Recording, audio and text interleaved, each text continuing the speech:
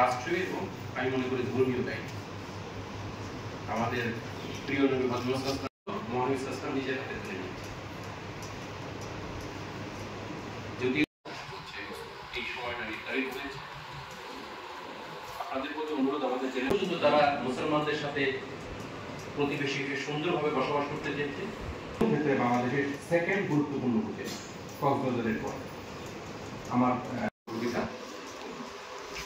প্রশাসন, আমাদের আইন শৃঙ্খলা বাহিনী, আমাদের এখন সেনাবাহিনী।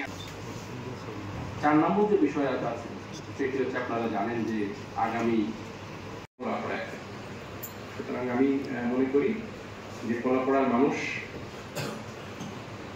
আপনাদের কাছে অনুরোধ করছি যেন আমরা এই কাজে পরিপূর্ণ সহযোগিতা করি।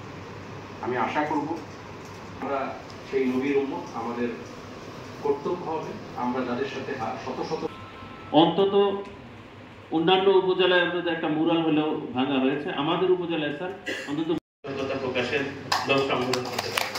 ধন্যবাদ স্যার। আমরা এখন বিভিন্ন শ্রেণী পেশার মানুষের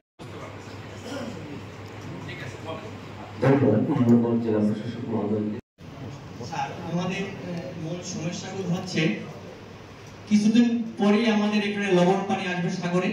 কথাগুলো আপনাদের বললাম, এই কথাগুলো সবার ভালোর জন্য, দেশের ভালোর জন্য।